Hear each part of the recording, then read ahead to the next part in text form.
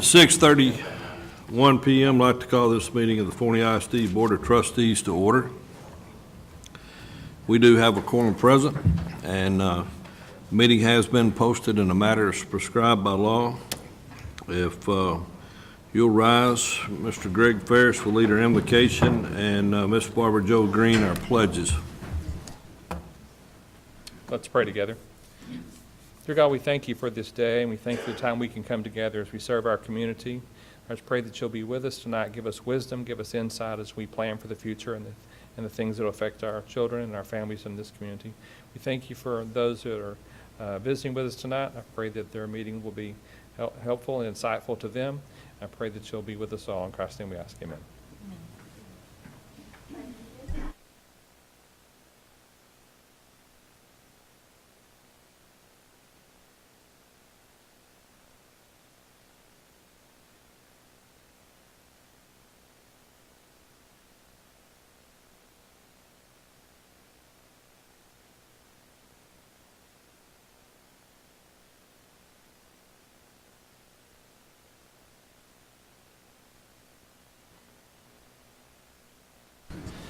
I want to welcome everyone here tonight. Hope that you find our meeting insightful and that you'll take the information back to our stakeholders.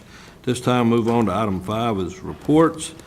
At this time, the chair would recognize Dr.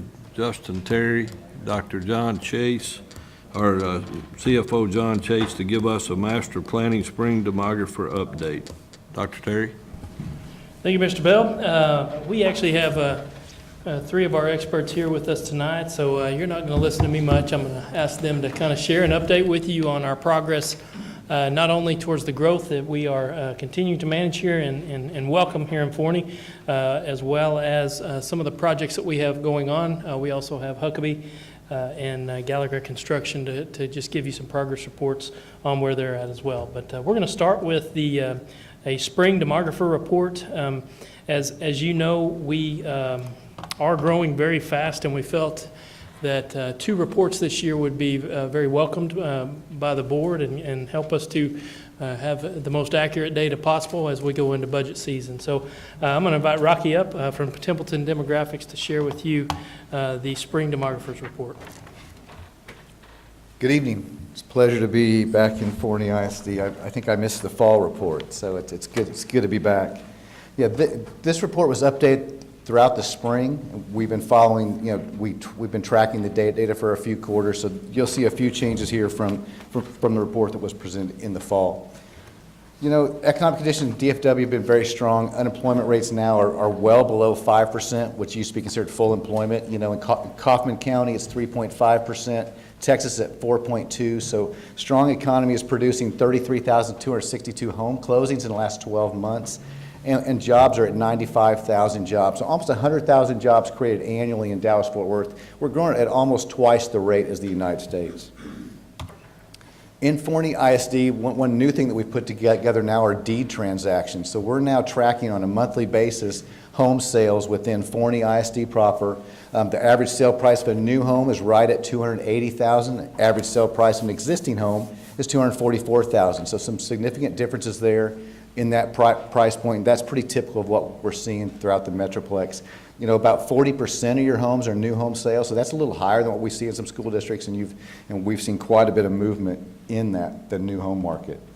If we look at your annual starts there, there's 1,120 annual starts in Forney ISD. And 850 closings. This chart is ranked by closings. It's ranked by closings because those are occupied homes. Those are homes that someone has moved into. So we've closed over 850 homes in the last 12 months here in Forney ISD. The VDL column there are vacant developed lots. Those are lots that will be ready to built on today. So homes could be started there. And then there's over 17,000 future lots. And most of those are just raw land. If you drove by some of those properties right now, that's kind of the future. But you've got 2 years worth of growth, or a year and a half worth of growth already stocked up in your VDL. If we look at the last couple quarters, I want to draw your attention to the 3rd and 4th quarter. The starts in Forney ISD jumped over 300 in the 3rd quarter and 416 in the 4th quarter. This is the highest number of starts that we've seen in Forney ISD in well over 6 years. So this is showing a trend that's moving forward. The closings at 282 in the fourth quarter. So again, 850 closings. So this is up 300 over a year ago. Strong supply. We've got 9 months supply of inventory, and I'll talk a little bit more about inventory later, but it's not a real concern given how fast the homes are moving right now.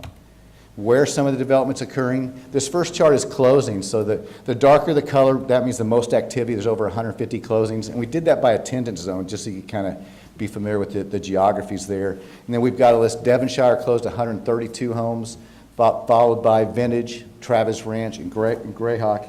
And I took a look today just to give you an idea of some of these closings, what kind of yields we're seeing in some of these developments. Devonshire is about 0.58, so about 6 students for every 10 homes. That's the same in Vintage. In Travis Ranch, it jumps up to 7, about 7 students for every 10 homes, a 0.7 yield, a very high yield. And of course, you get down to Windmill Farms where it's yielding over 1 student per home. So very strong yields in a lot of these developments, and yields that we see that are much higher than what we see throughout the Metroplex, actually. So where's the next group of growth going to come? This is our vacant developed lots. These are where your next, the next round of growth. Gateway still has 327 VDL. Devonshire's got strong DVL as well. We've got Vintage and Travis Ranch, all 4 of those with well over 100 VDL. So that's kind of your next round of growth. And then we get into future lots. Again, these are big ones. Windmill Farm has 3,700 futures. Devonshire with 1,400. Gateway Park, 1,400. And then you've got 4 other ones there that are over 1,000, but they haven't really got going, with the exception of Windmill Farms, the Blackburn section of Windmill Farms. So new home activity. So this summarizes what those last 3 slides did at the attendance zone level. So it kind of gives you an idea of to see it at the attendance zone level. What I want to draw your attention to is the number of homes that are under construction. 349 homes were under construction in the fourth quarter, and 637 homes that were in inventory. That inventory number includes that 349, but also includes finished vacant inventory. So over 200 homes are finished and ready to be, and really, since this is a fourth quarter data, much of that has already probably been sold. Excuse me. So this is an overview slide. I wanted to show this slide to give you an idea where these developments are. The green is where all your active development is, and the yellow is where your future development is. So again, 17,600 future lots with over 1,700 vacant lots. Groundwork is underway on 1,100 lots. So that comes out of that future inventory. So of those 17,000 futures, they begun to turn dirt on 1,000 of those lots. So that just kind of gives you the pipeline that it's going to move into VDL later this summer and into late 2018. These next few slides, I'm just going to go through a few slides that kind of, just kind of detail some of the developments. I'll go through them pretty quick, but feel free to stop me if you have any questions. Travis Ranch, of course, has 813 futures, 163 vacant developed lots. They've got 1,291 occupied homes there. Again, they're yielding 0.7. For a development of that size that's building that quick, that's a really high yield. And just south of them there, that Clements Ranch, they're just getting going. So right now, their yield is like 0.16. But again, they've only got 68 occupied homes. But we can assume that as that development builds out, it's going to see yields very similar to what we're seeing at Travis Ranch. Here's Devonshire. Again, part of Devonshire is in Crosby and part of it's in Smith, so we separated out there. But together, there's 3,000 total lots, 1,800 future lots, 369 vacant developed lots. So strong activity there in Devonshire. That price point, that 214 to 367. I doubt you can find one for 214 right now, but that's really what they're advertising as their starting price. Windmill Farms, of course, Windmill Farms have been driving Forney for many years now.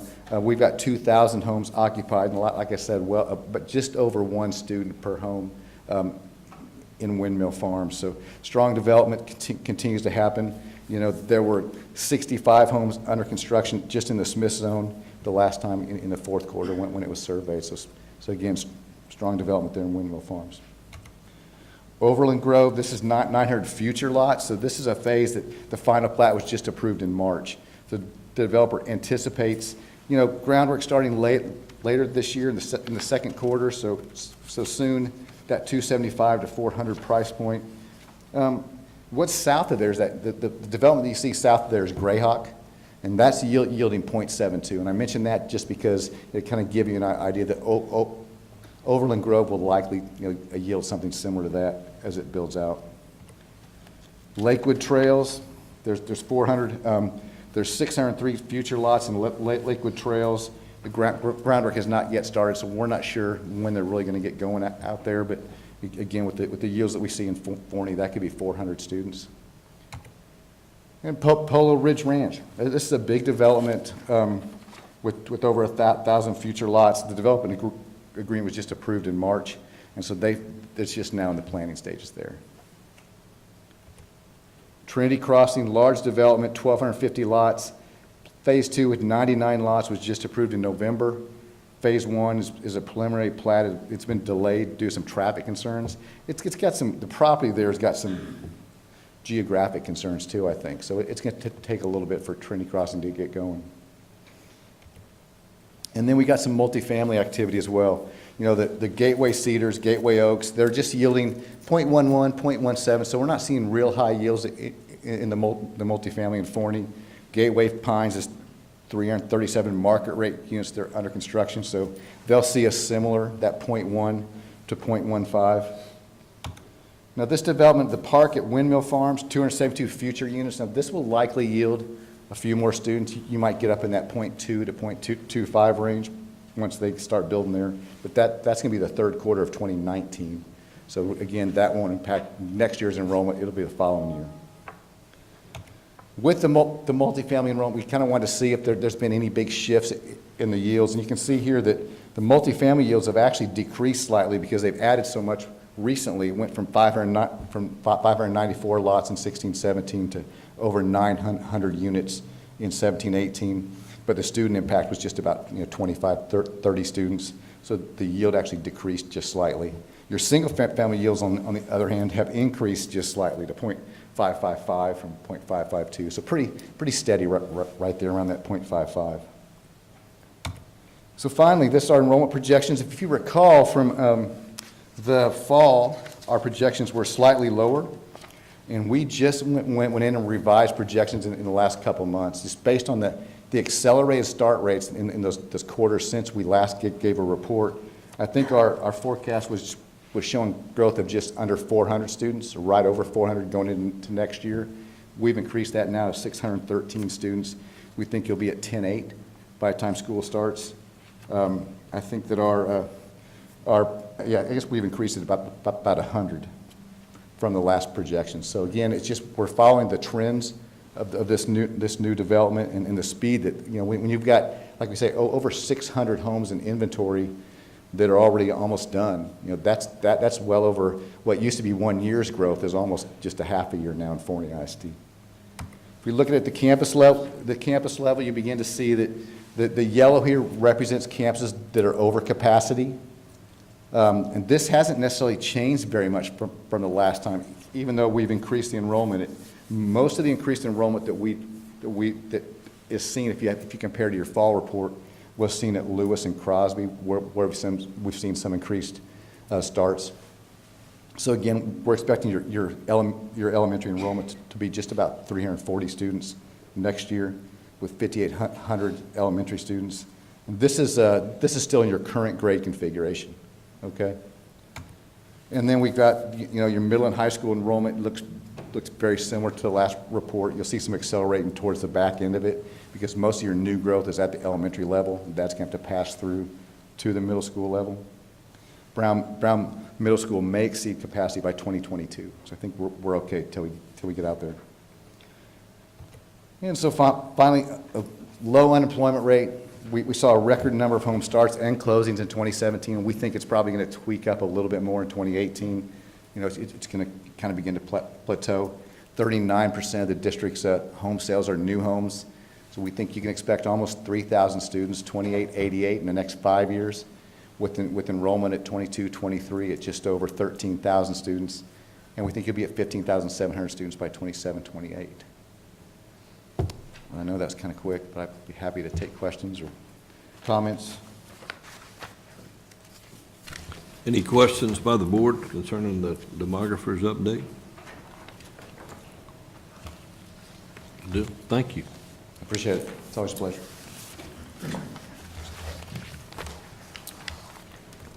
Thank you, Rocky. We sure do enjoy working with Templeton. They do a great job for us. Just a couple things just to point out data-wise, because it will impact some of the discussion we have later, and Rocky shared this with you, is that we did see an increase in projected enrollment from about 478 new students that we were hearing that we were going to get on the fall report to now 613. And so later on in tonight's discussion, John will reflect that in his revenue projections, as well as we're coming to you with some action items to increase staffing to support that from a teaching standpoint as well. So about 135 additional students from what we reported to you earlier this year. The other thing I would just point out to you very quickly is there's a lot of yellow. But just to remind you, we do have some conversions coming up into our new setting and some new seating that will alleviate some of the yellow, as well as balance those out as we begin to redraw some of those lines as we look to convert to our intermediate structure. So speaking of that, I'm going to invite up Gary Rademacher from Huckabee to give you a little bit of an update on the design standpoint. And I also wanted to share with you before Gary comes up, because he's going to talk to you a little bit kind of about the different approach. You should have had 2 little envelopes at your desk, and hopefully you had a chance to open those. That was from Leanne Rudolph's 3rd grade class at Smith Elementary School. They were just a recent recipient of some of the innovative furniture, flexible seating, and I thought you guys would enjoy those notes from them. They're really, really excited to get that. And that comes from the work that we do with Gary and Huckabee and some of the visioning that we've done and designing for our new settings as well. So Gary, if you want to come just give a brief update. Good evening, President Bell, trustees, Ms. McWilliams. It's good to be with you again this evening. I'll be very brief. In fact, Vaughn and I will kind of tag team. He's got more of the details as we get in, but really we're in the home stretch of the design drawings and phasing and all that planning that y'all have done and the vision to try to implement that. So it's a pretty exciting time. So today, hopefully this afternoon, the full sets of drawings for permitting were brought to the city, so that's going. Just wanted to give you 2 or 3 big milestones, and we can answer any more detailed questions you might have in terms of the process and approvals and stuff. But those plans will be submitted. Hopefully, I think it was this afternoon, if not first thing in the morning. There's a pre-proposal conference coming up the first part or the latter part of the week. There's abatement of the annex and sanctuary pieces that are coming. Vaughn can talk a little bit about dates and specifics on that. And then they'll be receiving bids on Smith and Ray and the FAC here this month.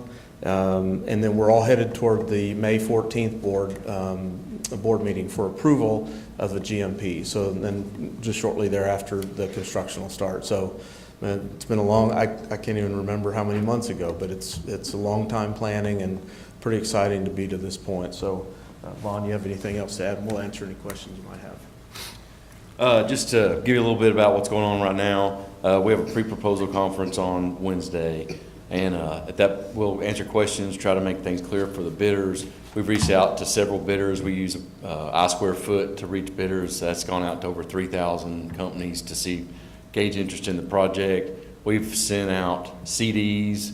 A lot of people do it online. Some people still do not prefer that. So to try to get everybody that we can, we sent out 3 CDs to almost 400 bidders as well. We have 2 guys in the office constantly calling them saying, hey, interested in the job, you have questions, what's going on, what can we do to make it more clear, and hopefully we can just keep them. There's a lot of work out there, so we're in the selling mode right now. We're trying to do that because the more bids, the better. And then also, you know, we're on a kind of a tight time frame. We need to find some people that have the resources to help us accomplish what we're trying to accomplish. So after that, we'll have our bid day on the 3rd of May. We'll open bids, read them aloud here at the district, and then bring them for award on the 14th.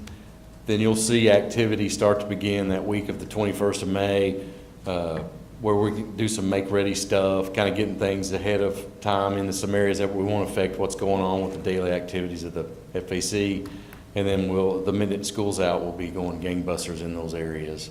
Then on the Smith and Ray, be more like the 10th of June when we get started, just to kind of let the first wave of the FAC take place, and that still leaves us enough time to get the utilities up, the fences up, the parking in, and all those activities before the kids come back for Smith and Ray. So that's our plan of attack at this time. Any questions I can answer, anything? Any questions by the board for our architects, our construction manager concerning FAC or the Smith and Ray remodels? Okay, great, thank you. Thank you.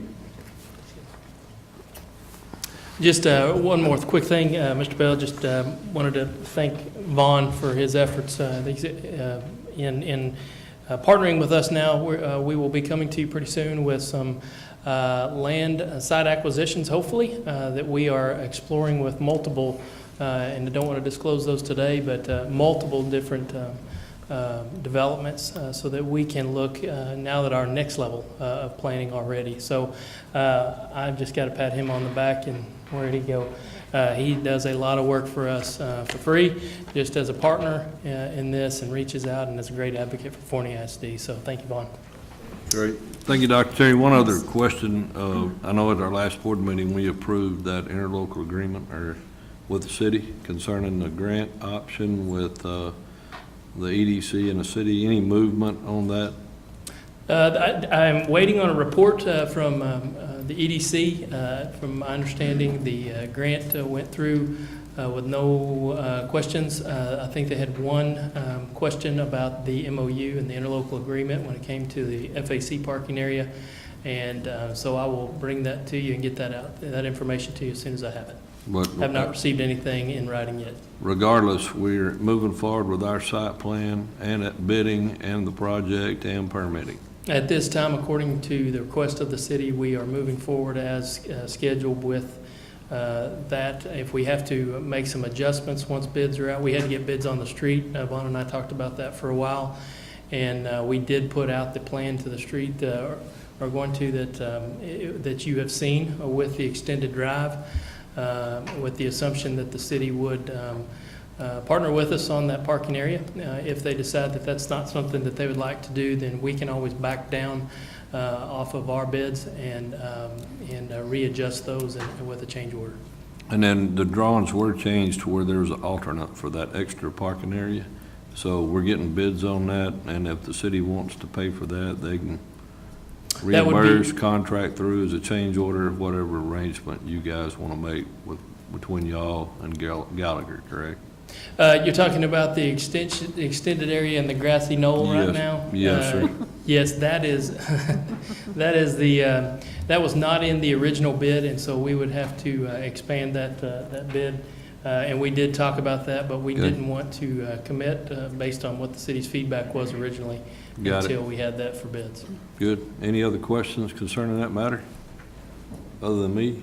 All right. Thank you. We'll get that Appreciate everybody's information to you as work. quick as we can. Thank you, Vaughn, for all your hard work. Moving on to item 6 is a budget workshop. At this time, the chair recognizes John Chase, our CFO.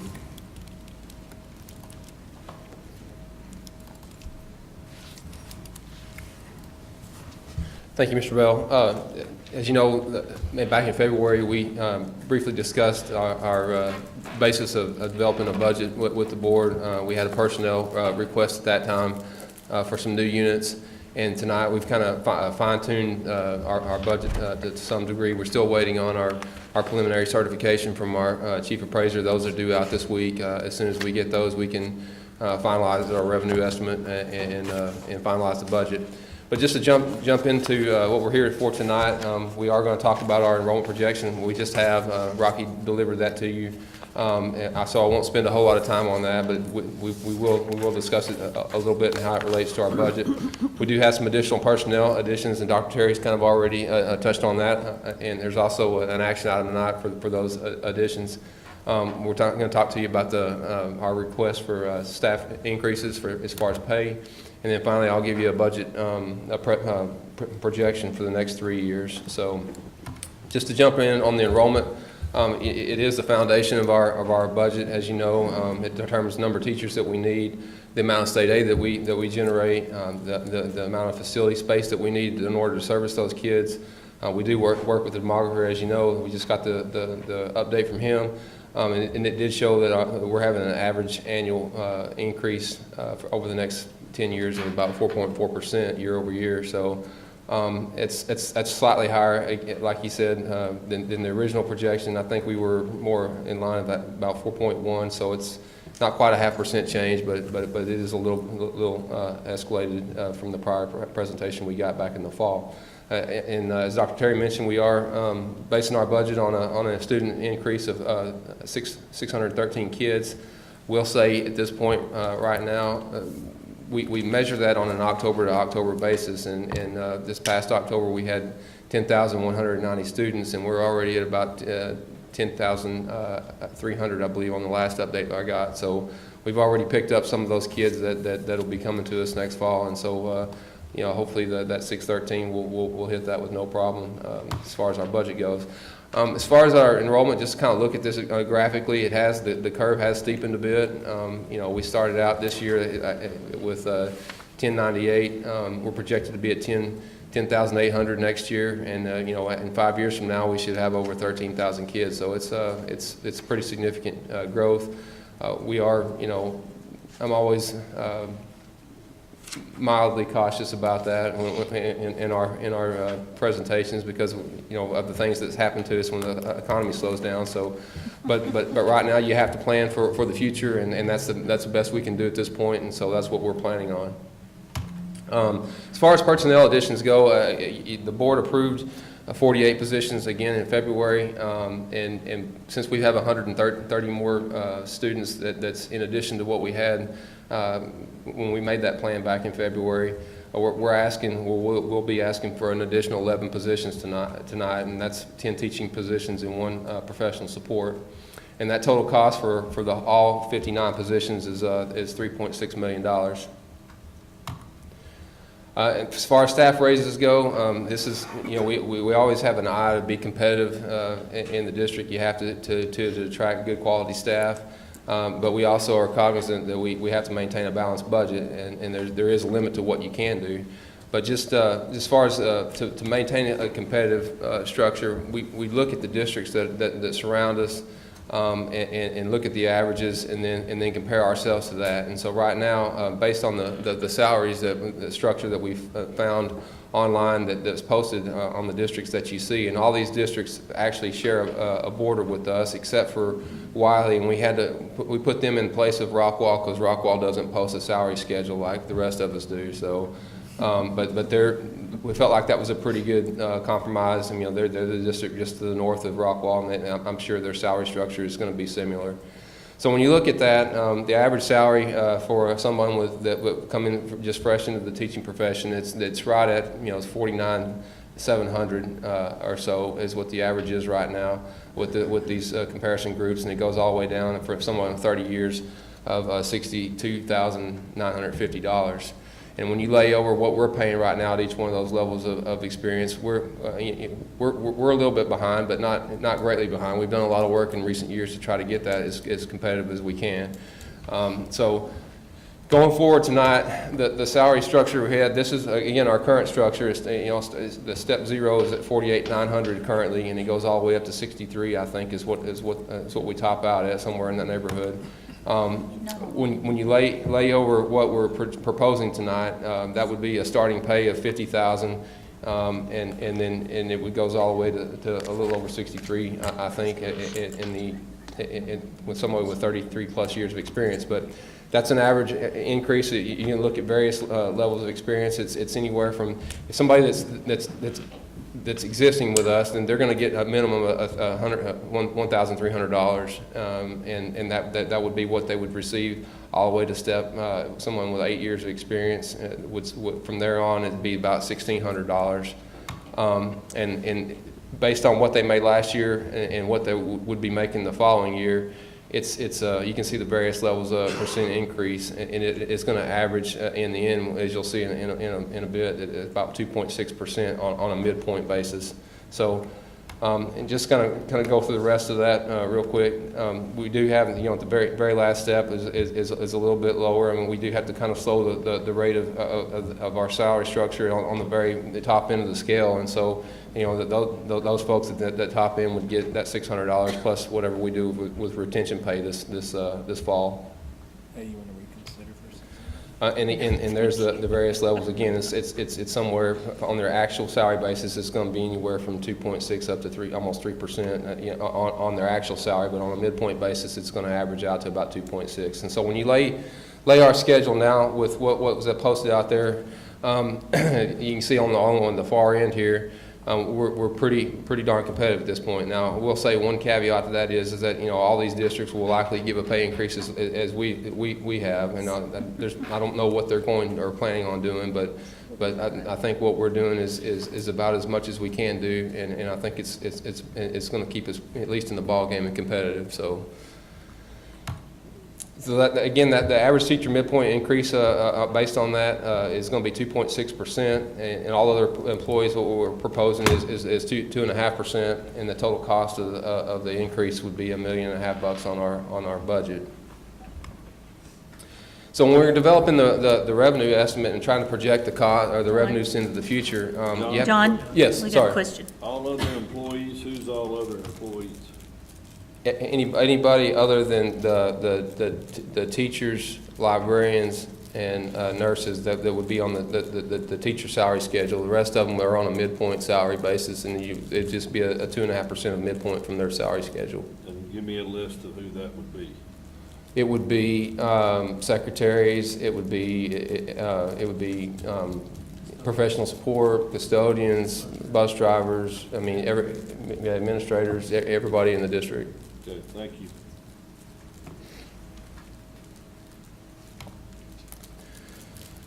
So as far as the revenue projection, like I said, we try to project our revenues for 3 years in the future to get some idea as to what we can expect and plan for the future, and assuming the growth that comes, and some of one of the things that we have to do after this year, we know in 2019 that the budget has already been set by appropriation, and we know that the basic allotment is 5140, and the guaranteed yield is based on Austin ISD's level of wealth is going to be $106.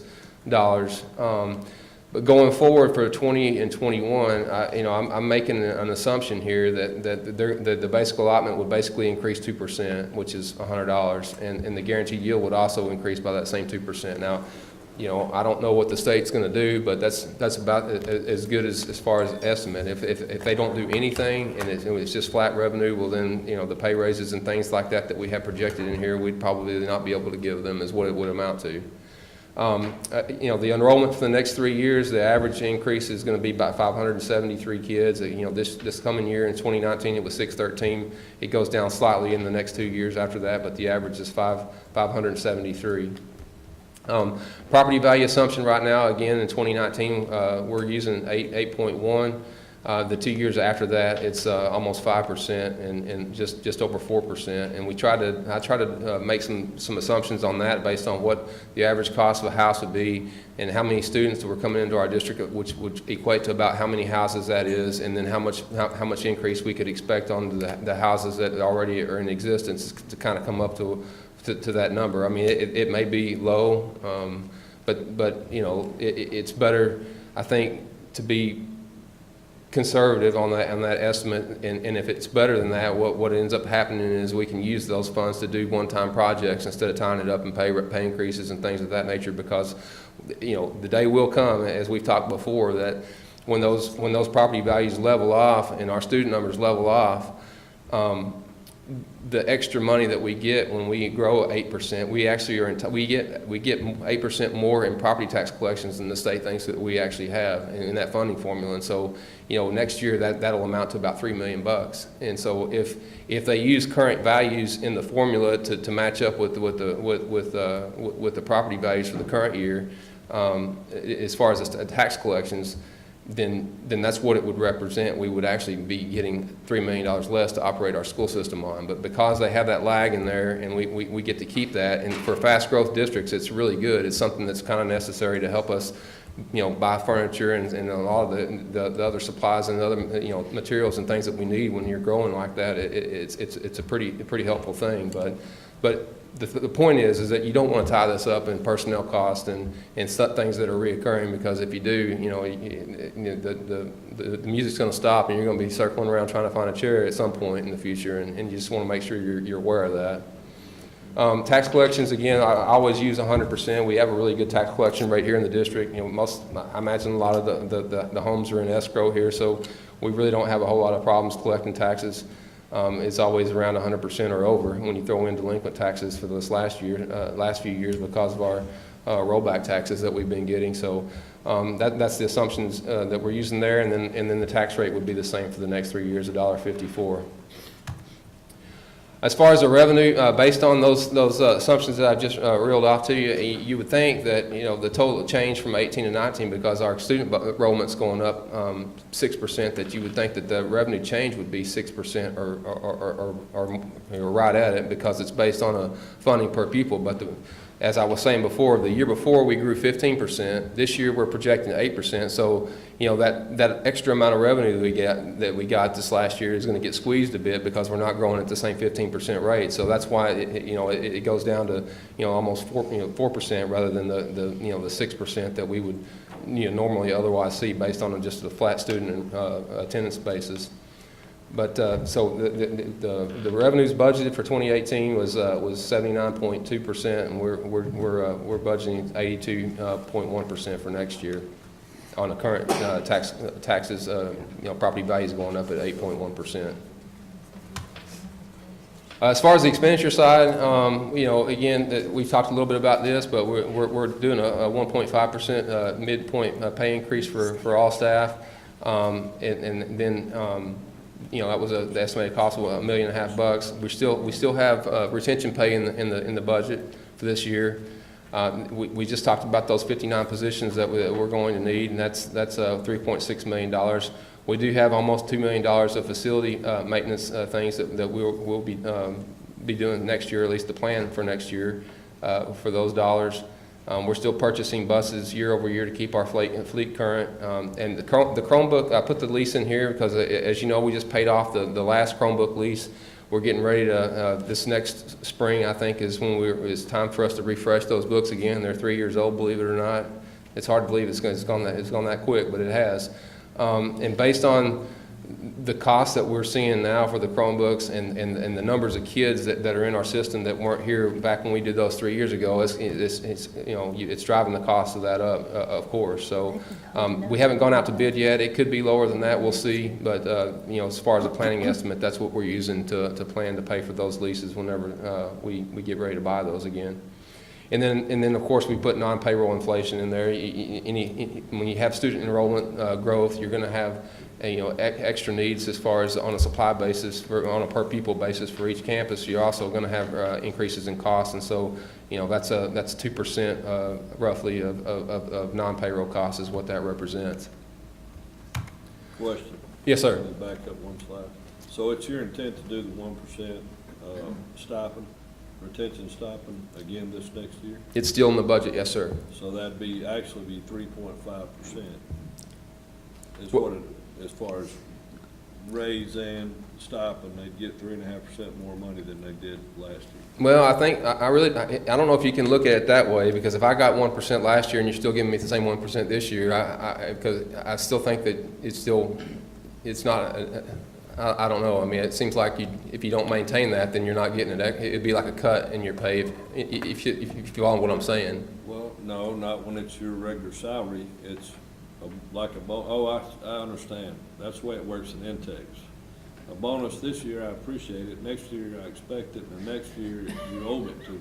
Okay, I got it. I'm just telling you, if you get a 1% additional pay of what your payroll was, that's 3.5% more money.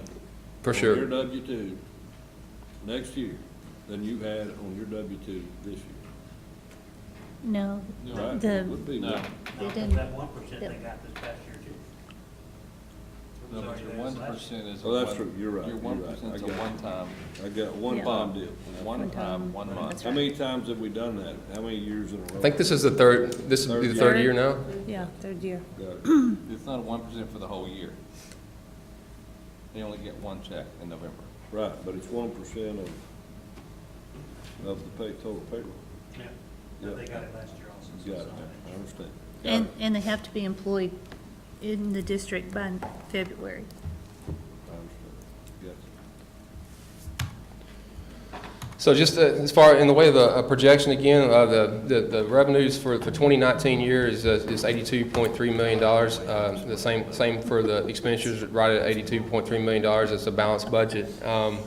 And going forward, we still have it balanced as well in order to get there. But if you want to back up and look at some of the things that we having to do, we would not be given retention pay in 2020 or 2021. We would be this is including a 2% pay increase in 2020 and only down to 1 in 21.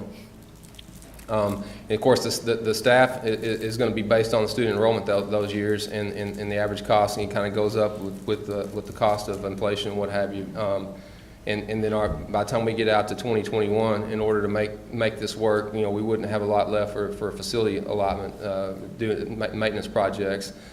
The only caveat I would say to that is if we grow, our property values grow at a faster rate than 4% in any of those years, we're going to generate some extra dollars that we might have in order to do some of those things. So again, the budget would be balanced in all 3 years based on those assumptions. And again, I'll just point out that if the state does not appropriate an additional $100 for the basic allotment for the 2020 and 21 school years, we will not probably be doing pay increases and have to look at other ways in order to cut costs in order to make bring the budget back into balance. So just yes. Does this account for the EDC grant at all? Does your budget account for the? It does not. No. So in the 18 budget, if you'll notice there's almost $7 million. $3 million of that is a project that we initially set up the budget for this year to do the renovation of that FAC facility. Probably, likely, what's going to happen is that we're not going to have that project finished by the time June 30th rolls around. I mean, we know that, so we're going to have to just earmark that money when the budget closes and reappropriate it in 2019 in order to finish up the project. But the cost has been subtracted out at one time.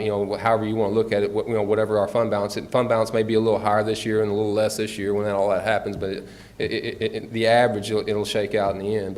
But the cost, that $3 million cost that we said that we would pay is in our budget.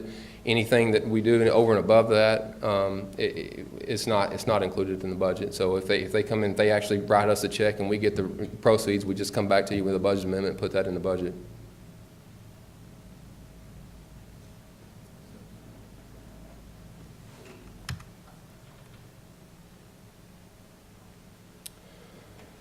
I think we pretty well covered all this. We are projecting a balanced budget. The increase in revenues for the year, as we discussed, was 3.7. The expenditures, when you look at it just on an actual expenditure basis, it's 1.2% up. Because of that FAC renovation project, that $3 million of one-time expenditures is in the budget from last year. If you want to pull that out to make a comparison year over year, the expenditure budget would actually be up 5.1%. So I just wanted to make sure I put that in there so we know that kind of looked kind of strange the way that works, but that's because they have that one-time cost in there. Again, the pay raises 2.5, maintain retention stipend, and still maintaining $2 million of maintenance projects. The fund balance is estimated to be $21.4 million at the end of this year. The target fund balance, as you know, the board stated goal is 2 months of operating. That's 13.6. 3 months, which is what TEA kind of recommends, is the standard, I guess, is 20.3. But in either case, we're above that. So I think we're in pretty good shape when it comes to fund balance. So certainly by the end of this year. And again, that tax rate will be $1.04. Moving on to the food service budget. Excuse me. 2.5% increase in general revenue and expenditures. Thank you. The revenue, it may have to be adjusted. I know usually, you know that every year in the last, at least the last 2 or 3 years that I've been here, and probably before, even before that, the district has had to increase lunch prices because the federal government has a formula that you have to run in order to receive free and reduced lunch subsidies. And if you don't set your meal prices to what they say it should be, they won't give you the money anymore. So, we're kind of at their mercy. They've got a pretty good club if they want to coerce compliance with their rules. So, generally speaking, we've gone up anywhere from 5 to 10 cents a year, and it just depends on the formula what it yields. But we haven't run that yet. I probably will try to get that buttoned up maybe in May and have that finalized. And if it changes our revenue estimate at that point, we'll make some adjustments in our budget before it gets adopted. And then finally, we always put in costs for inflation and student enrollment in the budget for food costs. Just to look at the last year compared to this year, it's up 2.5%, just like I said, in both cases. You're looking at revenues of just north of $4 million, and same as on expenses. And what we normally do here, and we've talked about this a little bit before, is if we do have any operating surpluses in the food service budget, based on after when the actuals are known, what we do is we take those operating surpluses and we put it back in the general fund in the way of indirect cost reimbursements, and they allow you to do that. So we can recoup things like the power and the electricity and water and things like that we use and pay for to the district to operate that cafeteria, and other cleaning of the cafeteria and things of that nature. And so there's a formula that you can run in order to calculate what that indirect cost is, and if there's any surplus left in the budget at the end of the year, you can recoup that back into your general fund, and we've done that in the last 2 or 3 years, and we've gotten as much as $350,000, I think, year over year on some of that. So I'm not saying that that's a guarantee, but generally speaking, we do usually have a little bit of a surplus at the end of the year, but in the end, we'll zero out the fund balance in the food service program and transfer those revenues over to the general fund for indirect costs. And then finally, the debt service fund, since we've gotten more wealthy per pupil with all the 15 and 17% growth rate and the 8% that we're projecting for this year, which will probably be even higher than that. I'm assuming we'll wait and see what that preliminary cert says at the end of this week. We're getting very, very little revenue from the state at this point to help us make our debt service payment, because it's based on wealth per penny per pupil. So right now, with this estimate for next year, about 97% of our debt service will be paid by our local taxpayers, and we'll get very little from the state to make that payment. And if we grow by more than, I think, 10% next year, we probably won't get any more EDA and IFA funding, at least in the short run. We'll see what happens over time. If more students come to us and our values grow at a slower pace, it may be possible we might start getting it again. But after this year, if we grow it at 10%, I suspect we won't be getting any more EDA and IFA revenue. We'll see how I do know the state appropriated some additional funds last year for IFA bonds. They moved that threshold from $35 to $40, but they also, in the appropriation, they set a sum certain that's all that they would pay for that. So what that basically means is that if they can't afford to pay all the districts $40 per penny per pupil to equalize at that level, they're going to prorate it back to a certain number. And I've been told that proration is probably going to be somewhere between $36 and $38. They're not going to be able to fund the whole 40. But if values continue to grow and districts like us move out of the formula, then they'll have more money to spread around to the other districts that can get it. Maybe they will get there eventually, but right now, I haven't seen anything that suggests that they're going to be able to fund it at $40 this next year. The budget does include a $1.8 million payment that was approved in August of 2017. As you recall, the board adopted a resolution for us to do an early cash redemption on some cabs that we had in the 24, 25, 26 years, I believe, or maybe there may have been some 27s in there as well. And that cash transaction is $1.8 million. seems like it should be in last year's budget, but we don't actually redeem those bonds until August, and so it's actually into the next fiscal year before we're going to do it. So that the appropriation will be made in this 2019 budget in order to handle that, and we're going to pay those bonds off at $1.8 million, and if we'd held those and paid them off at maturity, we'd have paid another $1.1 million in interest expense, and so it's a pretty good deal for us and the taxpayers in order to get those bonds paid off early. The budget does not include any debt service schedule changes that we'll be talking about tonight in Series 2018, the building and refunding. And this series, as you know, is going to include more than just refunding or refinance. It's going to include some new money that we'll be issuing as well. So, and we'll talk some more about that later. And so, just to get down to it, the budget for next year, we're expecting about $19.9 million in revenues. We're expecting to pay about $18.1 million in expenditures right now, and that we would have a surplus of $1.8 million. And so part of that surplus, I think, might be used for the new money issue that we'll lay in there, the interest payment that we'll make in February. But we will have, part of that will get delayed and not paid until next August, and so some of that surplus will be rolling into our fund balance to pay bonds in August of 19. So. But any additional surplus that we have, we'll be coming back to you and asking you to pass another resolution so we can redeem bonds and get our debt service schedule lower, because with all these students coming to us, we're going to need the taxing capacity in those years in order to be able to issue debt to build facilities. So just as a summary on the debt service, again, we are expecting a little bit of a surplus, but we'll use that to pay for the part of the new money that we'll be issuing. Any remaining surplus, like I said, will be used. We'll come back to you with the plan about paying off some bonds early. We expect that at the end of this fiscal year, 18, to have that $17.7 million in fund balance.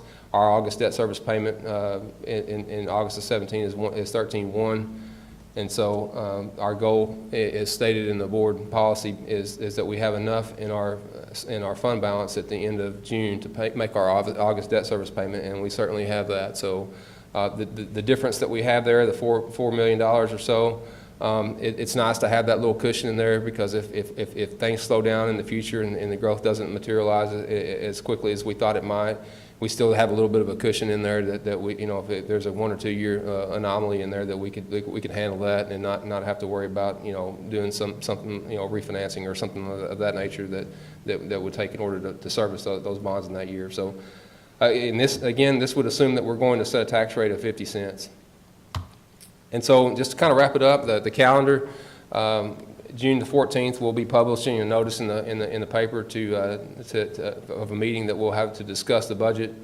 That meeting will be held on the 25th of June, and we'll adopt the budget at that time. We'll also we'll propose a tax rate, I believe, on July 31st or 30th. I mean, that notice will go in the paper on the 23rd of August, and then we'll adopt the tax rate on the 10th. We wait till the 30th, and I mean our proposed tax rate. I guess we wouldn't necessarily have to wait to then, but we don't get our final certified values until July 25th, and so we've always just waited. I mean, it's kind of a formality, I guess, because our tax rate is going to be $1.54.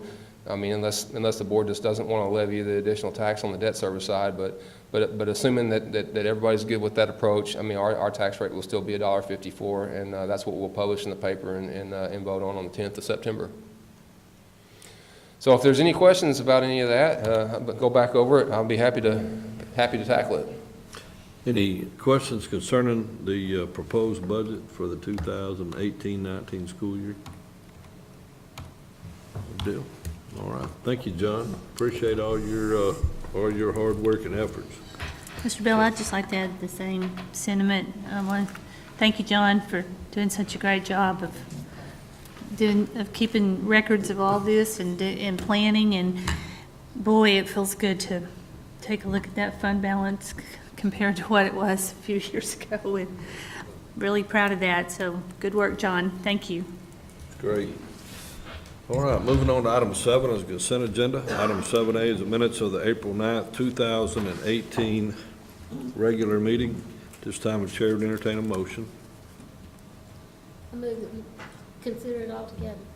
Motion, Mr. Green, is there a second? Second. Second, Mr. Johnson, got a motion and a second, any discussion? Oh, with Andrews. Got a motion and a second, any discussion? Hearing none, call for vote, all in favor say aye. Aye. All opposed, motion carries. Moving on to item 8 is a considered agenda. Item A is the consideration and possible approval of granting hiring authority to the superintendent through September the 10th, 2018. At this time, the chair would recognize Ms. Suzanne McWilliams, our superintendent. Yes, sir. Thank you, Mr. Bill. Board, as you know, we are very dedicated to staying competitive and getting the very best teachers we possibly can in place. And in order to do that, we're asking that you give me permission to, or the superintendent, me or when Justin takes over, to have hiring authority and bring it to you for ratification. Our other alternative to this would be for us to have some early morning 7 o'clock meetings or 7:30 meetings before everybody goes to work, like once a week or so. So if you are comfortable with that, we'd like to ask the board to grant hiring authority to the superintendent through September so that we can get the very, very best teachers and coaches and professionals in the business out there before someone else snatches them up. Okay. Well, we have any questions concerning that recommendation? All right, hearing none, at this time, the chair to entertain a motion. Johnson. Motion, Mr. Johnson. Is there a second? Second. Second. Mr. Ferris, you got a motion and a second. Any discussion? Hearing none, call for the vote. All in favor say aye. Aye. All opposed? Motion carries. Thank you, board. Moving on to item 8B, consideration of possible approval of teacher salary schedule. This time, the chair would recognize Mr. John Chase, our CFO. Thank you, Mr. Bell. We kind of went over the salary schedule pretty well at length in the budget update. Again, the beginning teacher pay will be $50,000. It's going to be a weighted average midpoint increase of 2.6 for the staff, and if you do it on just an average increase across all the teachers, they would average $1,447. The total cost of just the teacher portion of the raises for the year is just going to be just shy of $1 million. So it's our recommendation that we approve the teacher salary schedule as presented. Okay. And what was the starting teacher pay going to be? 50? $50,000 even. Even. Got it. All right. All right. Ms. McWilliams, you got a recommendation concerning the teacher salary? Yes, sir. I'd like to, it would be the administration's recommendation that the board approve the 2018-19 teacher salary schedule as presented. Okay, we have a recommendation to approve the salary schedule as presented. Any questions concerning that? All right, hearing none, at this time, the chair to entertain a motion. I move that we grant the 2018 salaries as suggested. All right, we have a motion, Mr. Green. Is there a second? Second. Second, Mr. Andrews. For a motion and a second, any discussion? Hearing none, call for the vote. All in favor say aye. Aye. All opposed? Motion carries. Moving on to item 8C, consideration possible action regarding adoption and order authorizing the issuance of Forney Independent School District Unlimited Tax School Building and Refunding Bonds, Series 2018, levying a tax and providing for the security and payment thereof, providing for the award of the sale thereof in accordance with specified parameters, approving the preparation of an official statement, and enacting other provisions relating thereto. This time, the chair would recognize Mr. John Chase, our CFO. Mr. Chase.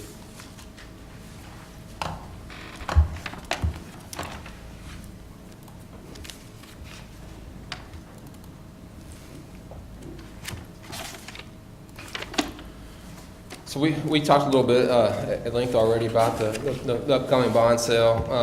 Just to jump into the background, you know, Ray and Smith additions, the estimated cost of that, the budget that was set was $17 million, 15.9 of which is going to be needed, new money is going to be needed because, you know, we already had the $1.1 million in our construction account for that project.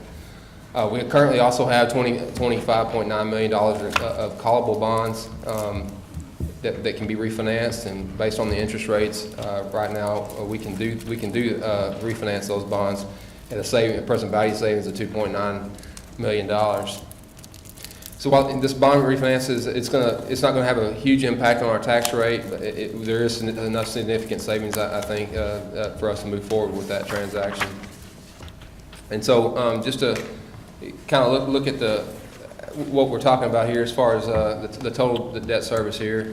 The new money, or the principal portion of the debt service is $25.9 million, and this would be refinancing the 2008A, 2014B, and portions of the 2015 series.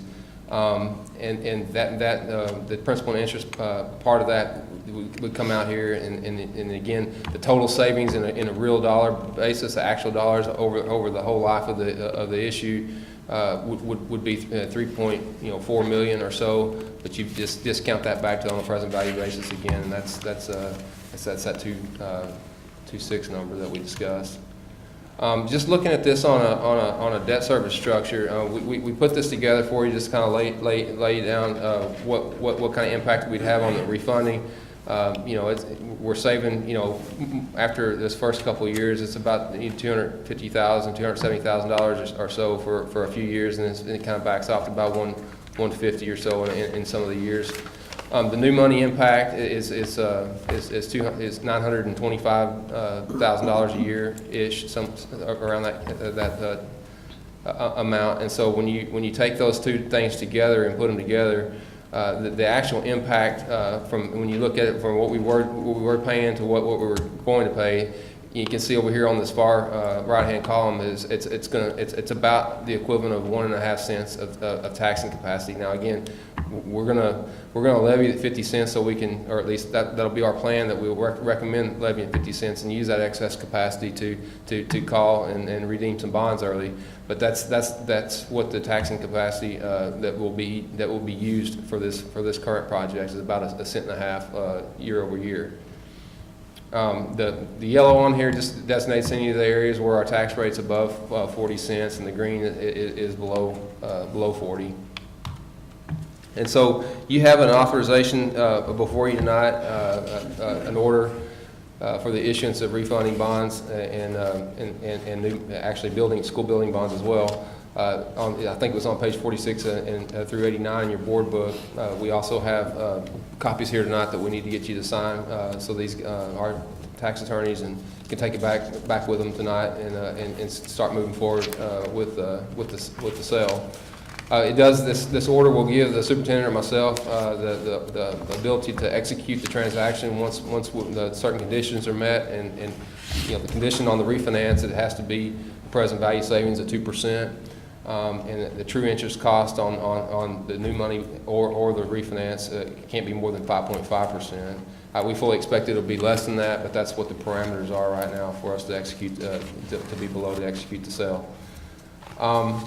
And this, if something happens and these parameters aren't met, then the transaction will stop. We might have to meet again and talk about it, but I don't foresee any problems with that arising. But they are in place. Those stopgap measures are in place in case something does happen and we don't issue these bonds at a tax rate that's going to be or a interest rate that's going to be in excess of what you see there.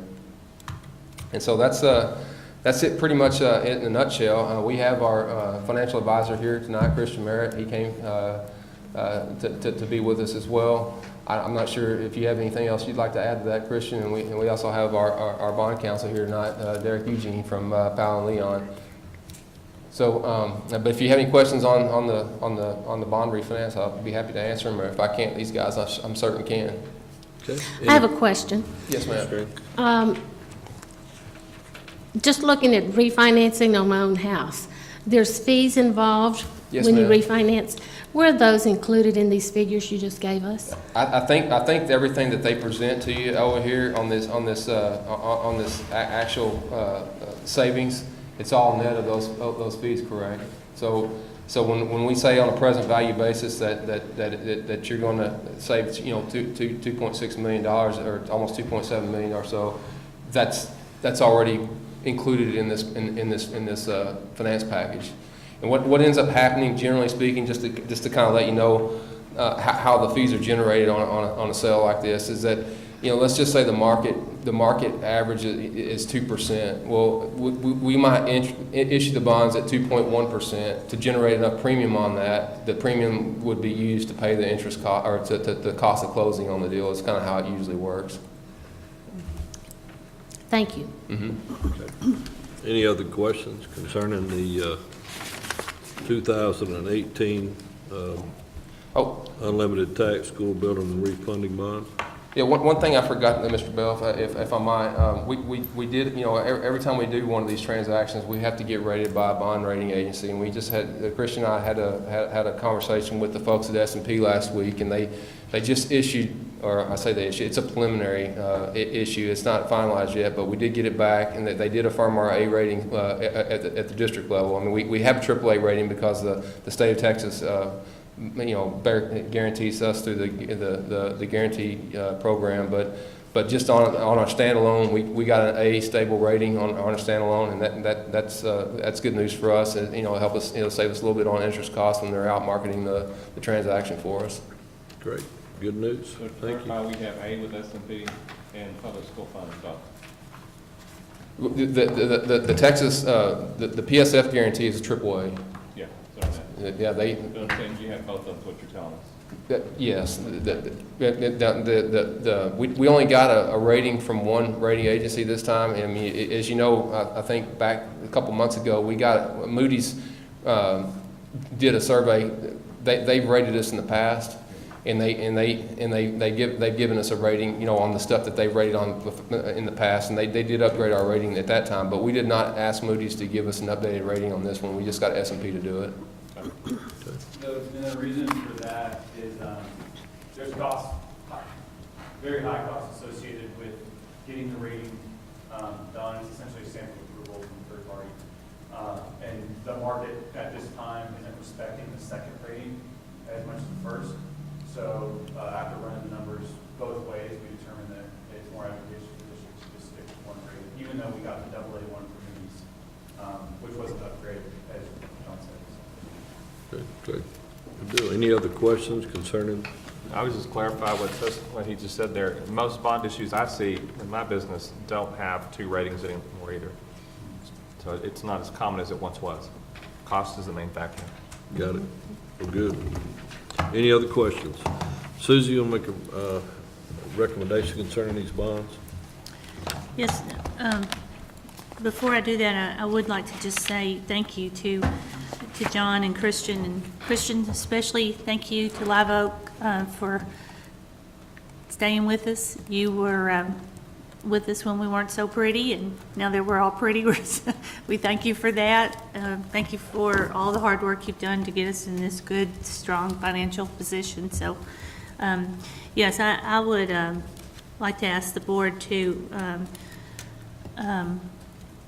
approve the adopting of the order that authorizes the issuance of these unlimited tax school bonds as presented by Mr. Chase. Okay, we have a recommendation to approve the bond sale.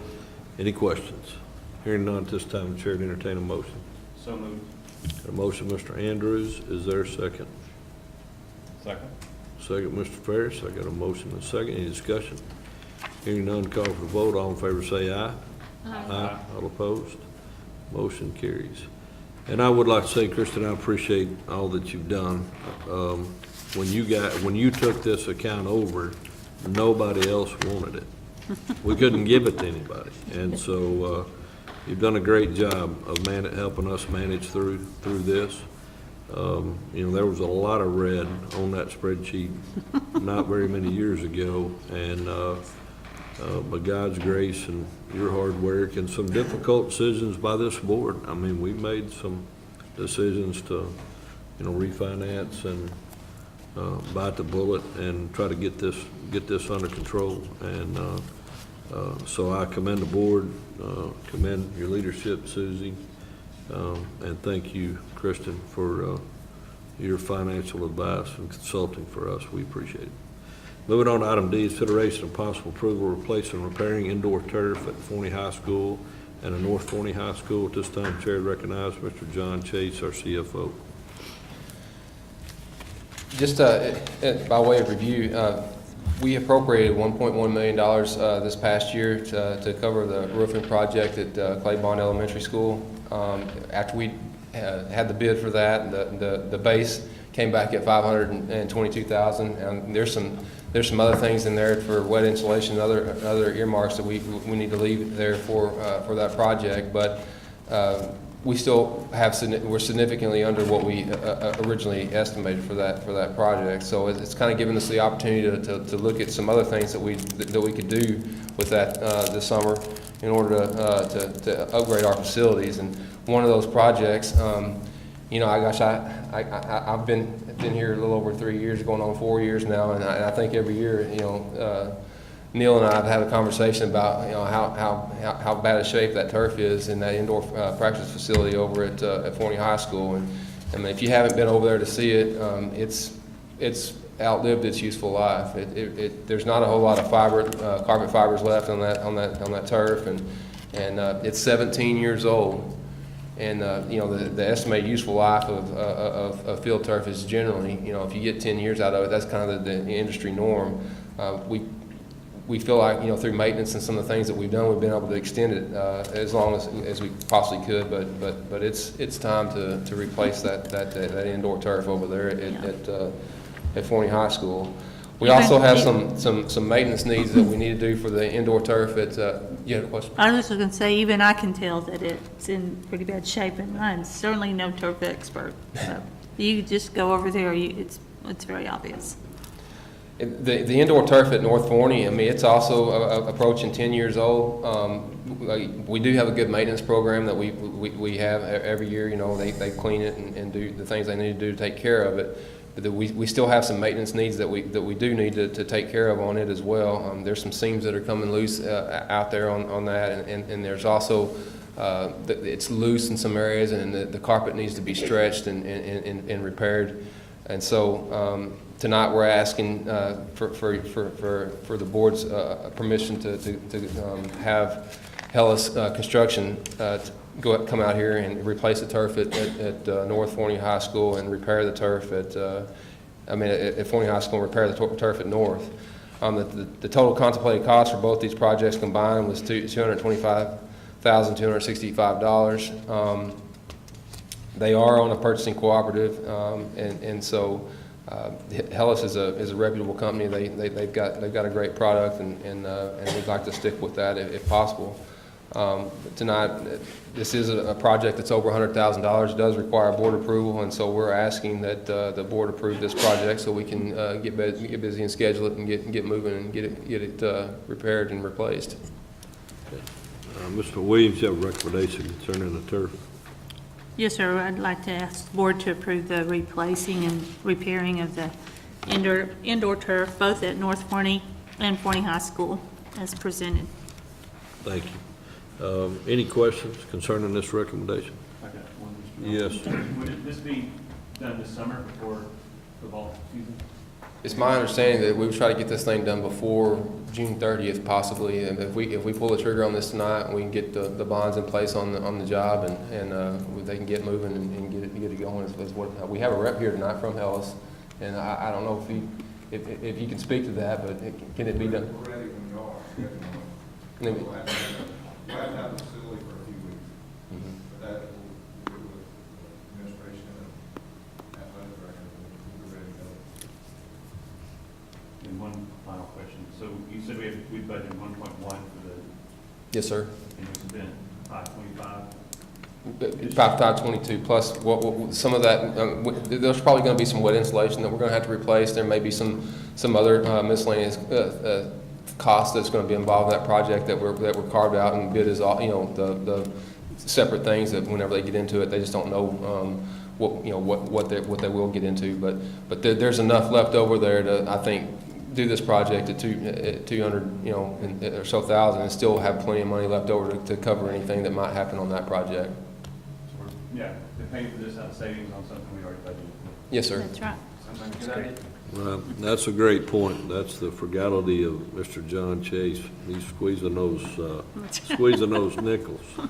So that's a great, like I said, a great observation. Thank you, Christopher. Any other questions? Hearing none at this time, the Chair would entertain a motion concerning the turf. Okay, motion, Mr. Johnson. Is there a second? Second. Second, Mr. Andrews. Got a motion and a second. Any discussion? Hearing none, call for vote. All in favor say aye. Aye. All opposed? Motion carries. Moving on to item E, consideration possible approval of 2018-19 full-time positions. Once again, Chair recognizes Mr. John Chase, our CFO. We fairly covered this, I think, in the budget update that I had given the board, but again, we budgeted originally back in February when we asked for that 48 positions, that we were expecting about 476 or so kids in the district, and now that we have we're updated that projection to 613. We've got more teaching slots primarily that we're going to need to fill, and so what we're coming to you tonight is asking you to approve an additional 11 personnel units for the next budget year. That would bring our total approvals that we would get at 59 personnel units. So if that estimated cost for these additional units is about $655,000, and it's our recommendation that we move forward and approve the additions. Okay. Mr. Williams, you got a recommendation concerning these FTEs? Yes, sir. Based on the demographer's report and all of our calculations, we'd like to ask the board to approve these 11 additional personnel units for next year. Okay, thank you, Mr. Williams. John, question? I mean, I know normally you give us that big budget book by the end of June. Yes, sir. But these recommended FTEs, we're still going to be within those ratios that are below those ratios we typically are year over year. Right. So we're staffing on about 10 to 1 is what that amounts to. Well, you know, there were that call for 61 positions. We're actually asking for 59. So we're actually two less than what 613 students would call for, and it's certainly well within the established range for a district our size of TEA. I think the floor on it's like 7.9 or something like that, and so we're above that. We couldn't afford to staff on 7.9 anyway, but 10 is even more efficient than what we currently are sitting right now, because we're currently sitting at about 9 to 1. So it's definitely well within the established standards. Great, thank you. All right, any other questions? Hearing none, we have a recommendation for the additional 18-19 FTEs. At this time, the Chair would entertain a motion. So moved. Motion, Mr. Ferris. Is there a second? And a second. Any discussion? Hearing none, call for vote. All in favor say aye. Aye. All opposed? Motion carries. Thank you, Mr. Chase. Next item is employment of professional personnel. Is there any reason anyone needs to go to executive session to discuss this personnel? No? All right, we're going to move on to item 10 then. Item 10 is consideration of possible action regarding the employment of professional contract personnel. Ms. McWilliams, you have a recommendation, please? Yes, sir. I'd like to ask the board to approve the contract recommendations as presented. Have we a recommendation to approve the contract employment of the professional contract personnel as recommended? Is there any questions? Hearing none, at this time the Chair would entertain a motion. So moved. Motion, Mr. Christopher Andrews. Is there a second? Second. Second, Mr. Johnson. I got a motion and a second. Any discussion? Hearing none, call for vote. All in favor say aye. Aye. All opposed? Motion carries. All right. Moving on to item 11, announcements of a future board meeting on Monday, May the 14th, 2018. We will canvass the election returns at that time. We will have a meeting, Tuesday, May the 15th, from 12 to 4:30 p.m. is a leadership summit for our junior class student athletes. That'll be at Mustang Community Church, and lunch will be provided if the board members are all invited, and you're welcome for lunch. Wednesday, May the 23rd. Bill, can I interrupt you? Sure. Neil, do they need to RSVP with you if they're coming? Okay. Only if they'd like to sit at a round table and be a facilitator at the end of the Okay. And Christopher, we've got you down to do that. If anybody else is interested in that, just let me know. Okay. Wednesday, May the 23rd, high school graduations, Curtis Caldwell Center in Garland. Forney High School's at 4 o'clock p.m. and North Forney's at 8 p.m. If you're going to carpool, please meet in the parking lot at the administration building at 2 o'clock p.m. Wednesday, May the 30th, 2018, from 3 to 6 is a retirement reception for Susie Matt Williams in the boardroom. Thursday, May the 31st, 2018, that will be our normal meeting for June. That meeting will replace the June 4th meeting. That will be a regular board meeting. We will issue certificates of election on May the 31st, and reorganization of the board will occur. Monday, June the 25th, there'll be a special call board meeting to do a budget public hearing and budget adoption. Thursday, June the 28th through Saturday, June the 30th is the TASB Summer Leadership Institute in Fort Worth. Just want to remind everybody the school board election started today. Early voting's Monday, April the 23rd today through Tuesday, May the 1st. And then the election day is May the 5th from 7 to 7 p.m. at First Baptist Church in Forney. And the early voting is at the Forney Sub Courthouse or the Coffin County Election Center, right? So if there's not any other questions or comments, it's 7:53 p.m. and we stand adjourned. Thank you.